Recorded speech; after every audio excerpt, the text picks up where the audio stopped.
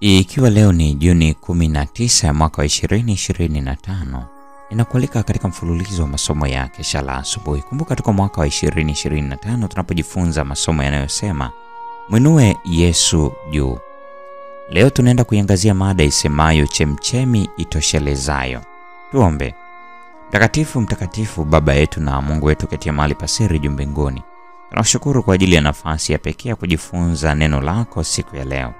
Asubuhi ya leo tunaalika uwepo wako uende pamoja nasi, ukatusamehe dhambi zetu, ukatutendee yaliyo mema sawa na mapenzi yako. Kila mmoja wetu anapoomba, ukamsikia na ukamjibu kile aombacho sawa na mapenzi yako. Ila ombi letu tukiomba asubuhi ya leo katika jina la Yesu. Amina.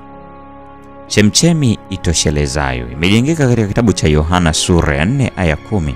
Na Mungu linasema, Yesu akajibu akamwambia, kama ungalijua karama ya Mungu, naye ni nani akuambiaye nipe maji ninywe, ungalimwomba yeye, naye angalikupa maji yaliyo hai. Je, Yesu alimwambia nini mwanamke Msamaria katika kisima cha Yakobo? Maji nitakayompa yatakuwa chemchemi ya maji yakibubujika uzima wa milele. Maji ambayo Yesu alikuwa akiyazungumzia hapa ilikuwa ni ufunuo wa neema yake katika neno lake.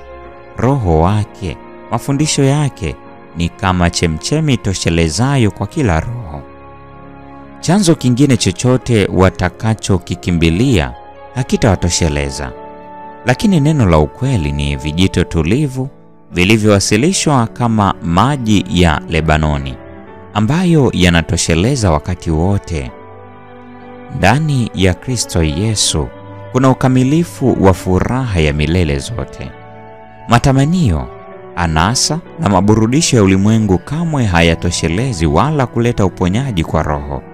Lakini Yesu anasema, yeye aulaye mwili wangu na kuinywa damu yangu anao uzima wa milele. Uwepo wa neema ya Yesu katika neno lake unazungumza rohoni daima, ukimwakilisha kama kisima cha maji ya uzima ili kuiburudisha nafsi yenye kiu.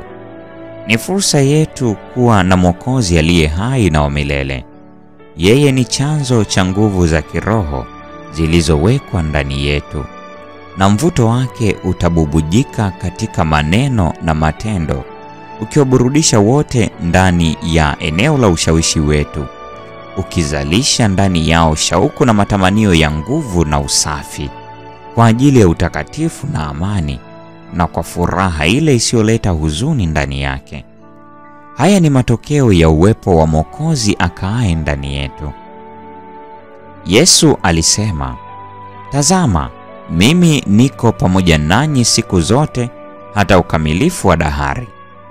Aliwahi kutembea kama mwanadamu duniani, uungu wake ukiwa umefunikwa kwa ubinadamu.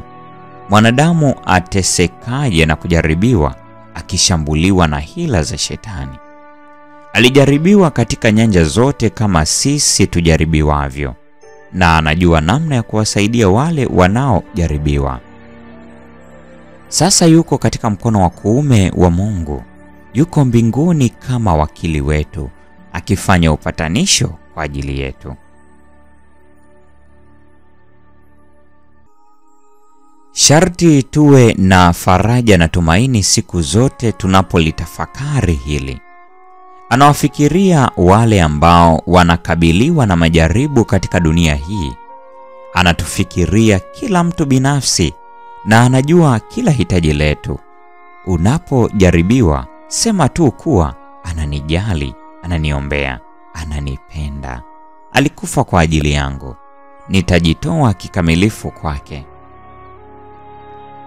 Tunahuzunisha moyo wa Yesu tunapojiombolezea wenyewe kana kwamba sisi ni waokozi wetu wenyewe. Hapana, lazima tukabidhi utunzaji wa roho zetu kwa Mungu kama kwa Muumba mwaminifu. Yeye yu aishi daima ili kuwaombea wale waliopata majaribu na majaribio. Fungua moyo wako kwa ajili ya miale angavu ya jua la haki, na usiruhusu hata pumzi moja ya shaka, neno moja la kutoamini. Epuka uropokaji, usije ukapanda mbegu za mashaka. Kuna baraka tele kwa ajili yetu. Hebu na tuzipokee kwa imani. Ninawasihi muwe na ujasiri katika Bwana. Nguvu za Mungu ni zetu, na hebu na tuongelee ujasiri na nguvu na imani. Beba ushuhuda ulio hai kwa ajili ya Mungu wapo katika hali zote.